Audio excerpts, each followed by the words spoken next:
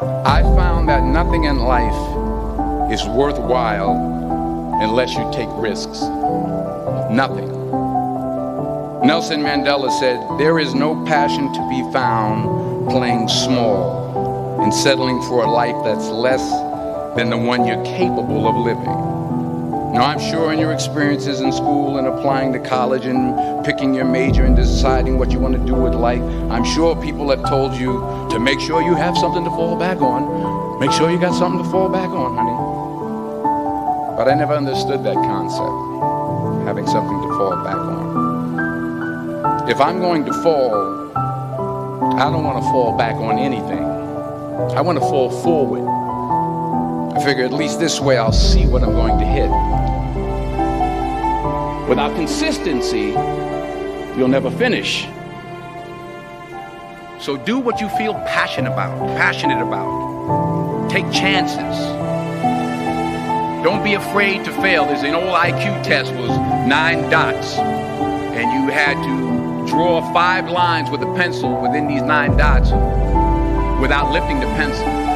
The only way to do it was to go outside the box. Don't be afraid to think outside the box. Don't be afraid to fail big, to dream big. But remember, dreams without goals are just dreams. Reggie Jackson struck out 2,600 times in his career, the most in the history of baseball. But you don't hear about the strikeouts. People remember the home runs. Fall forward. Thomas Edison conducted 1,000 failed experiments. Did you know that? I didn't know that. Because the 1,001st was the light bulb. Fall forward.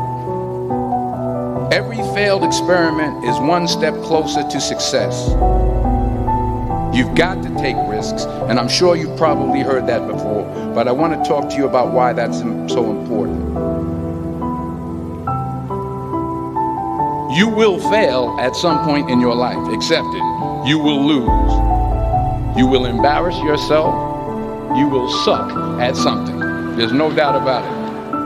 And I know that's probably not a traditional message for a graduation ceremony, but hey, I'm telling you, embrace it, because it's inevitable.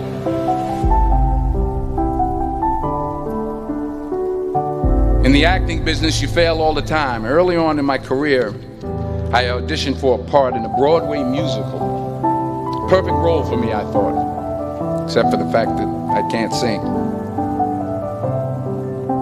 I didn't get the job. But here's the thing. I didn't quit. I didn't fall back. I walked out of there to prepare for the next audition, and the next audition, and the next audition. I prayed, and I prayed. But I continued to fail, and fail, and fail. But it didn't matter, because you know what? There's an old saying, you hang around the barbershop long enough, sooner or later you're gonna get a haircut. So you will catch a break, and I did catch a break. Last year, I did a play called Fences on Broadway. But here's the kicker. It was at the Court Theater.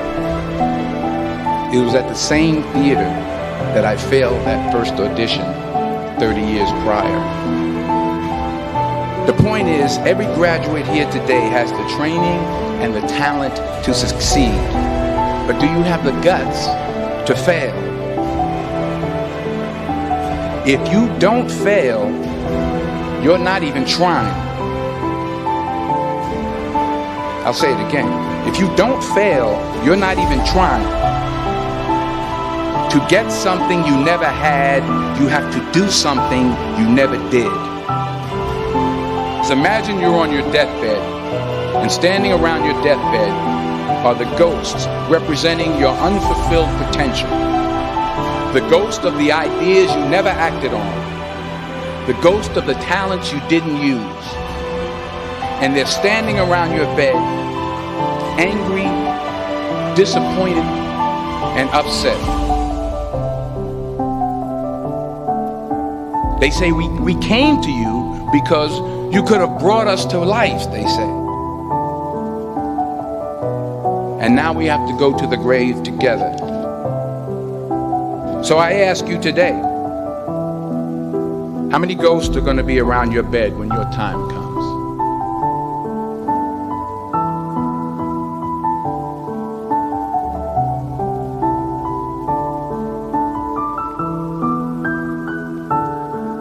I just got back from South Africa. It's a beautiful country, but there are places there with terrible poverty that need help.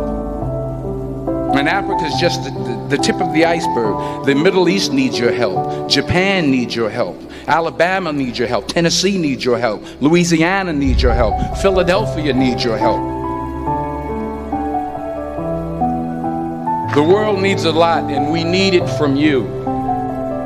We really do. We need it from you young people. I mean, I'm not speaking for the rest of us up here, but I know I'm getting a little grayer.